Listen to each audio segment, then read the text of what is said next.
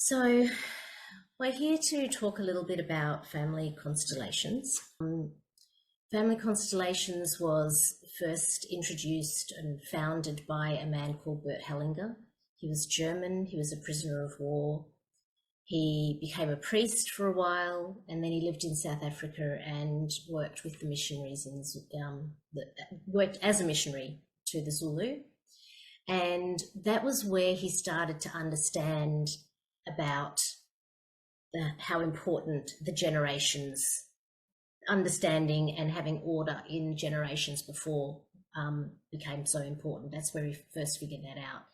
He then left the priesthood and he threw himself into his psychoanalysis, and he basically brought all of his systemic work and everything together, and he founded Family Constellations.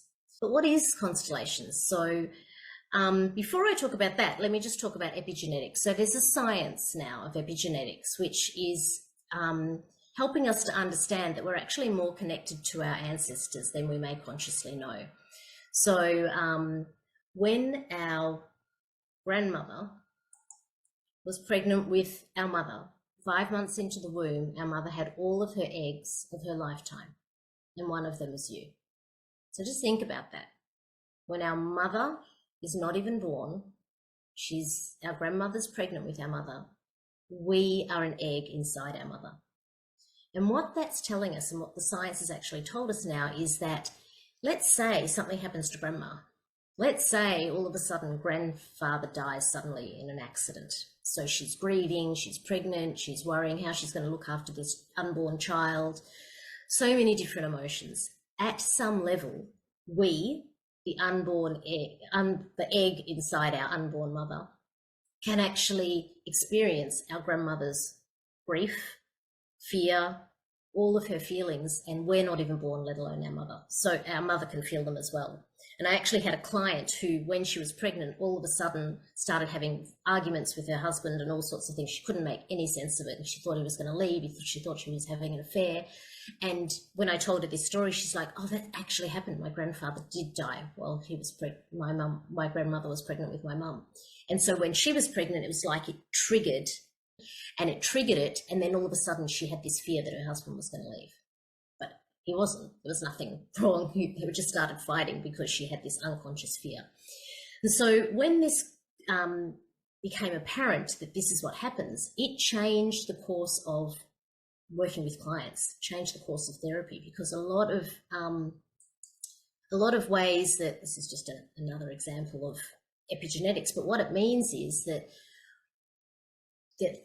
our life is not fixed. We can actually change the course of our life at any point, because those genes that can switch on can also be switched off.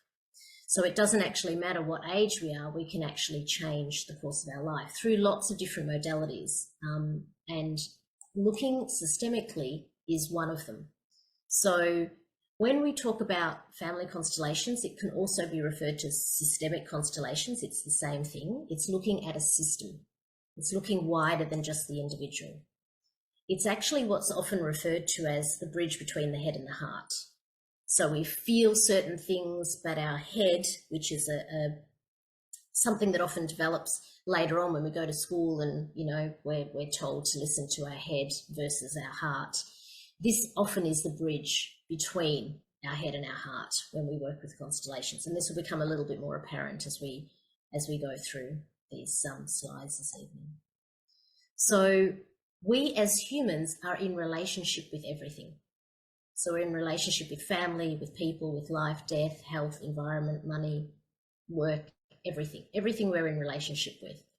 And when we look and we work with constellations, what we're doing is we're helping to understand the relationship we have with this person, this thing, this element, and how we're connecting with it with our head. And are we connecting with it with our head or with our heart, or more with one than more than with the other? And are they actually in conflict with each other? So that's often what we're doing when we're looking at a constellation. It's a very subtle process, but it has profound impact. And when we look at lots of different modalities, coaching, therapy, any kind of modality, kinesiology, anything like that, most of the time we're just looking at the individual. But what we're finding more and more, and especially now with epigenetics, is that we look at the individual as if they're not impacted by their background, their childhood, their culture, their trauma, their attachment experiences. But when epigenetics was discovered, that changed the game for everything, because then the science had actually caught up to what people kind of knew and felt. But the science actually caught up and said, yeah, this is actually real, that it's not enough to just look at the individual, but we need to look at the whole system. And we need to see how the whole system is actually impacting the individual. And again, when we go back to epigenetics, we can see how that can make sense, because we can actually be experiencing our grandmother's experiences. But they don't make any sense to us, but we feel them as if they're ours. And that's where Constellations comes in.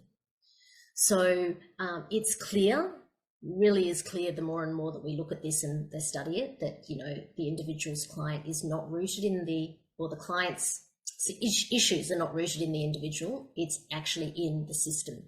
And that's why we need to look at the whole system, and actually we hold a whole system of our whole family in our body, in our somatic body.